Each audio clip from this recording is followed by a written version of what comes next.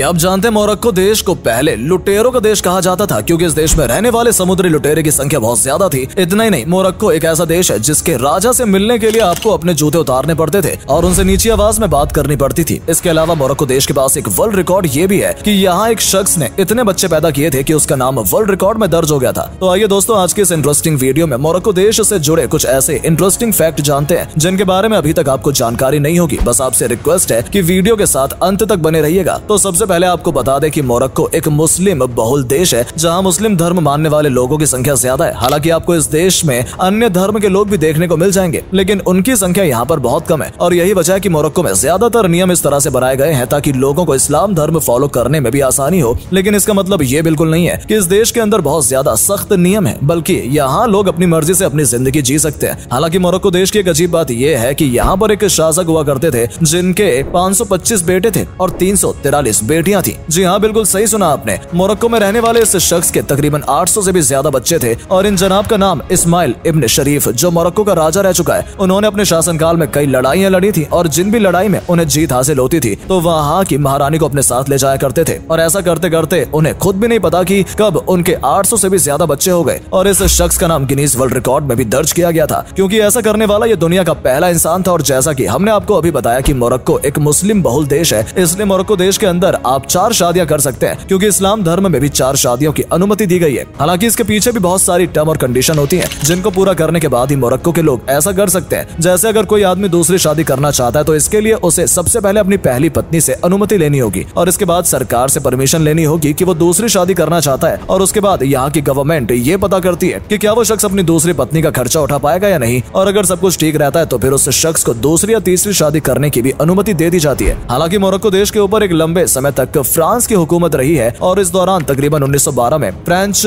एनवेंडर्स ने मोरक्को के रबाट शहर को अपनी राजधानी बनाया था। और इंटरेस्टिंग बात यह है कि आजादी मिलने के बाद भी मोरक्को देश इसी शहर को अपनी राजधानी बनाए रखा। और इसके पीछे सबसे बड़ी वजह यह है कि इस शहर के अंदर वो सब चीजें मौजूद है जो किसी देश की राजधानी में होनी चाहिए, जैसे अच्छा ट्रांसपोर्ट सिस्टम, शॉपिंग मॉल और हर वो चीज जिससे पूरे देश की अर्थव्यवस्था में सुधार आए। हो सकता है आप में से बहुत कम लोगों को ही इस बात की जानकारी हो कि मोरक्को एक ऐसा देश था जहाँ पर एक समय पर सबसे ज्यादा बाल विवाह यानी चाइल्ड मैरिज हुआ करती थी और शादी करने की उम्र 15 से 16 साल हुआ करती थी। इस दौरान मोरक्को के तकरीबन 40% से ज्यादा लोगों ने चाइल्ड मैरिज की, लेकिन जब वहाँ की गवर्नमेंट को लगा कि ये चीज गलत है और चाइल्ड मैरिज पर रोक लगनी चाहिए तो उन्होंने एक बड़ा ही अजीब सा फैसला लिया। दरअसल साल 2004 में नियम में बदलाव किया गया और ये फैसला लिया कि शादी करने की उम्र 15 नहीं बल्कि 18 होनी चाहिए। इसके बाद से वहाँ पर चाइल्ड मैरिज पर पूरी तरह से बैन लगा दिया गया। लेकिन हैरानी की बात यह है कि गवर्नमेंट ने यह भी कहा कि अगर कोई किसी वजह से चाइल्ड मैरिज करना चाहता है तो इससे पहले उसे कोर्ट से परमिशन लेनी होगी। और इंटरेस्टिंग बात यह है कि साल 2018 में तकरीबन 33,000 से ज्यादा लोगों ने चाइल्ड मैरिज करने के लिए कोर्ट से परमिशन मांगी थी। और यह सच में चौंकाने वाली बात थी, जिससे यह भी पता लगता है कि गैर कानूनी तरीके से मोरक्को में आज भी बहुत से लोग चाइल्ड मैरिज कर रहे हैं। आपको बता दें कि मोरक्को देश से ही सटा हुआ सहारा रेगिस्तान है, जिसके बारे में हो सकता है कि आपने सुना हो, जिसे दुनिया का सबसे बड़ा रेगिस्तान भी माना जाता है, जो तकरीबन 92 लाख वर्ग किलोमीटर के एरिया में फैला हुआ है। यह रेगिस्तान कितना बड़ा है इस बात का अंदाजा इस तरह से लगा सकते हैं कि इस रेगिस्तान के अंदर पाकिस्तान जैसे तकरीबन 5 से ज्यादा देश बसाए जा सकते हैं। लेकिन इस सहारा रेगिस्तान की हैरान कर देने वाली बात यह है कि दिन भर में तो यहाँ का टेम्परेचर 50 डिग्री से भी ऊपर रहता है, लेकिन रात होते ही